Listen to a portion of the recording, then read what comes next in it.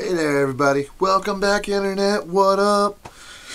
Well, I've had kind of a busy week. I've been getting a lot of stuff ready for future things and whatnot, so I haven't really had too much time to film new shows, but because I went to Comic-Con, I have stock footage.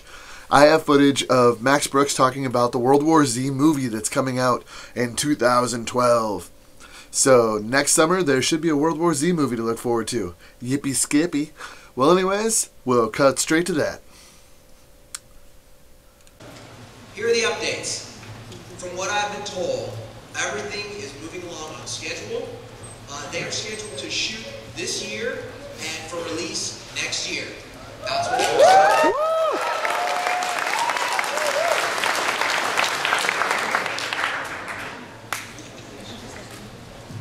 And that's all I was told. So, okay, anybody else has news or want to hear that? There you go. There's a, Gundam Wing panel somewhere.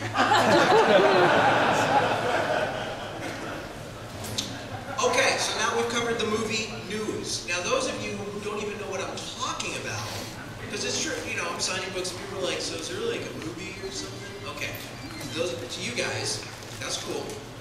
Here's the deal. I wrote a book. It was called World War Z. I think so too.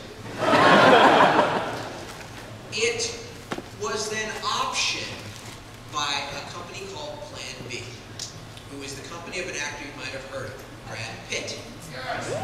Okay, now, it then went into what we in Hollywood call development. Alright, now what development means is they gotta get together a script before you shoot a movie. And usually what they do is they hire 37 writers. And this is true. When you go to the movies and you see the writing credits, and maybe there's like 3 guys, all you're seeing is the first guy to have a script and the last guy. And that's it. And believe me, because I sometimes read certain scripts that have been punched up, it's like Spinal Tap. There's 37 people there. So, they found their first writer, J. Michael Straczynski.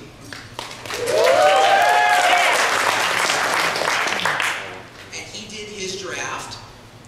And then they brought on the next writer, which was Matthew Carnahan, who did The Kingdom and Lions for Lambs and State of Play. Not too shabby.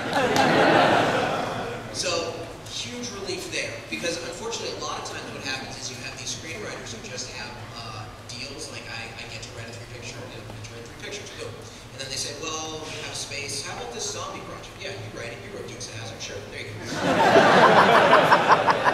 So we got these 2 amazing writers, and they've come up with this amazing script. I have not read the new draft, Carnahan's draft, but everyone else who has really loves it. So, great. So we've got a kick-ass draft. We have Brad Pitt, who, besides being gorgeous, can actually act. Some of you, before you were born, there was a movie called 12 Monkeys.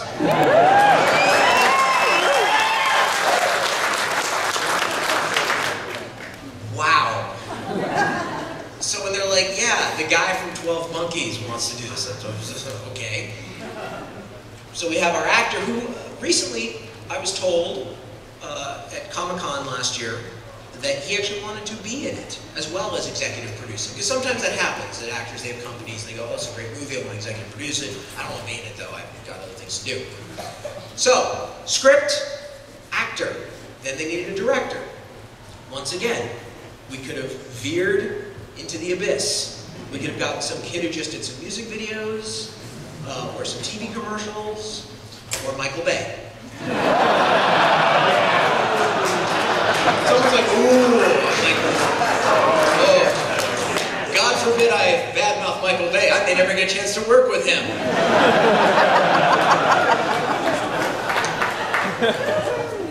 But they didn't.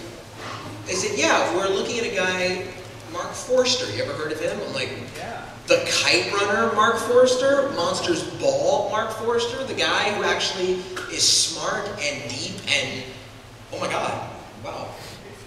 And he came on board, and he took me out to lunch and told me all about it. And he's Swiss. He's Germanic Swiss. So It was a little disconcerting at first to have a guy with no hair yell at me in a German accent. As a Jew, my DNA started standing up on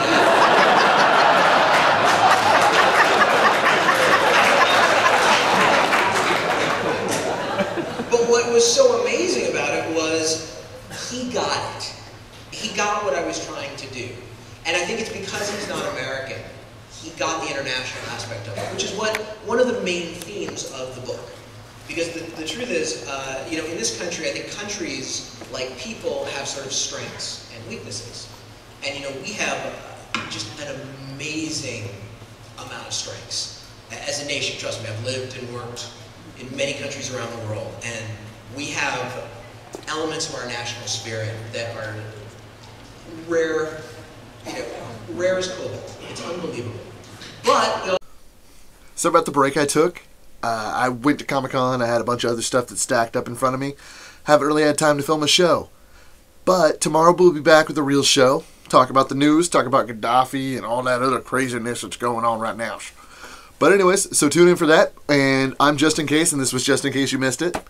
Thanks for tuning in, guys.